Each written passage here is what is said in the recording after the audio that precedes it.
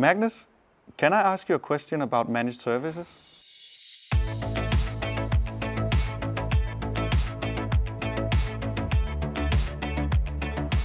That is exactly why a managed service is so great. You can choose to journey to the cloud on your own, or you can get an expert to transport you there smoothly. They will take care of concerns such as security or operations and deliver it as a managed service. You can choose to do this as a tactical short-term decision, or maybe as a longer-term strategic partnership with your supplier. That means that you can focus on your business value and let an expert managed service provider take care of those cloud cross-cutting concerns. When we start using the cloud in our company, will the adoption of managed services also require that we as a company gain new skills and obtain new skills? That is an excellent question, one I will be happy to answer today. My name is Magnus Martinsson and I work at Devoteam as a cloud engineer, and I'm here to give you a managed services answer. I always say that you should focus a lot on your skills, because there is a real risk that if you just go to the cloud, if you just migrate stuff to the cloud and start using the cloud, you will never achieve the biggest benefits, the greatest advantages of using the cloud platform. So you should certainly focus on obtaining new skills in general as part of your cloud strategy when you go to the cloud. Now it becomes a question of the core cloud competencies, the skills that you have in your company versus the time to market that you want to obtain. And this is where a managed service can give you some help. It won't remove the necessity of your company to also know about cloud, and I will talk more about that later, but it will certainly help you. So there's a challenge out in the market today that all the good people have jobs. It's always the truth, but right now so many companies are trying to go so quickly, or quickly as possible, to the cloud, and there's just not enough expertise to go around. So it is challenging and difficult to find the real cloud experts and employ them and attract them to your company. Why would they start working for you? If you do find them and if you do hire them, then you need to keep them. That will probably require a lot of salaries. It will certainly require good benefits, and you should always have good benefits for your employees. Sure, that's true. However, having all of those people on staff can be very expensive. If we're talking about security experts, compliance experts, we're talking about a 24/7 operations team, and so forth.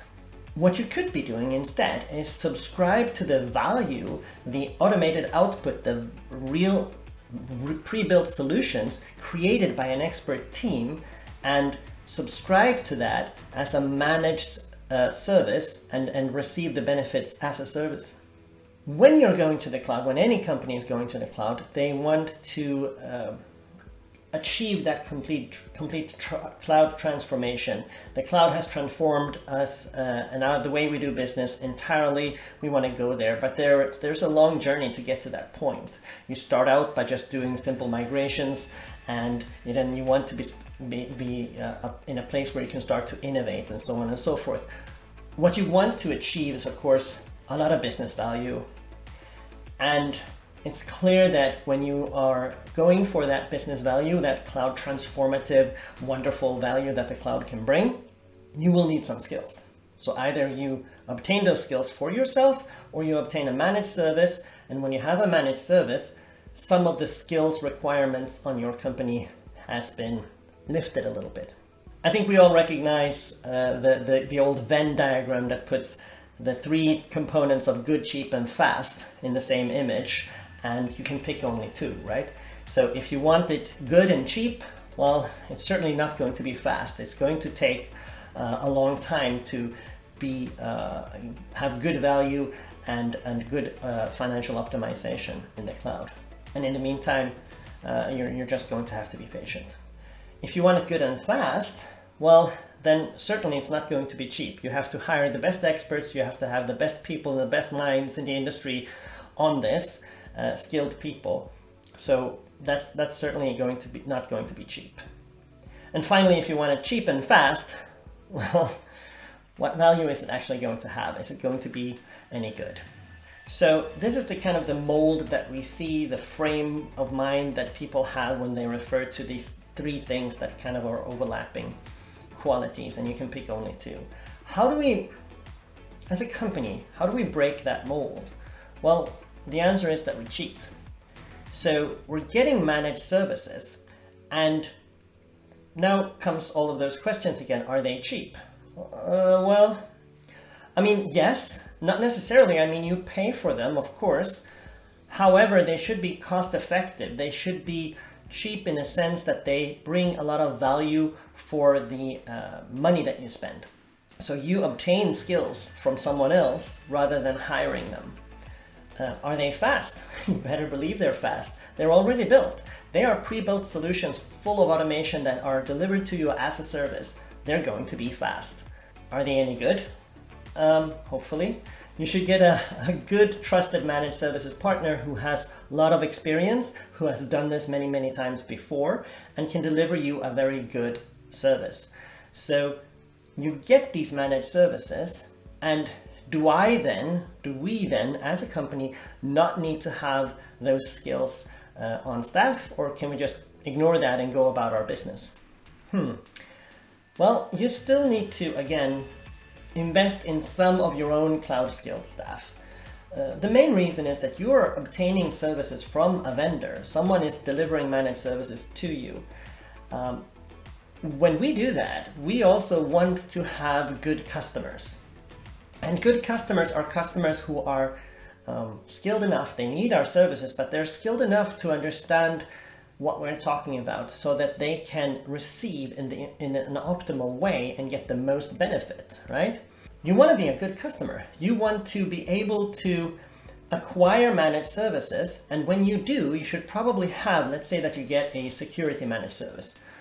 You should try to invest in having one or a couple of really strong security experts in your company who then are the leads in obtaining the service of security as a managed service. Same with operations and so forth. Depending on your size of company, it's going to maybe be challenging to have a lot of these people on staff. You don't necessarily have to have a lot of them if you have a really good relationship and a really trusted, trustworthy supplier. That helps. Technically, you should try to have some of those skills on staff anyway. So first of all, will the adoption of managed services require us to obtain new skills? First, focus on your company skills. That's super important that you do, because you are in the cloud now, and the cloud is different from IT that you have been engaged with for decades. The cloud has new opportunities, and you want to be able to achieve those. You want to be that cloud transformational journey that you want to be on. No, you do not have to obtain new skills in your company when you kind of outsource that requirement to a managed services team. That team is full of experienced engineers that do nothing but the cloud, and they have the skills and the experience from many different companies to provide to you as a service. So maybe you can skip having some of those skills on your staff roster, on your payroll. Yes, you also do need to obtain new skills because you want to be that good customer. If you're buying an exclusive service, it's going to cost you, and anything that you buy should be ensured that you are able to receive in a proper way. So the answer is mainly no, but also yes. Do remember to focus on your skills as a company.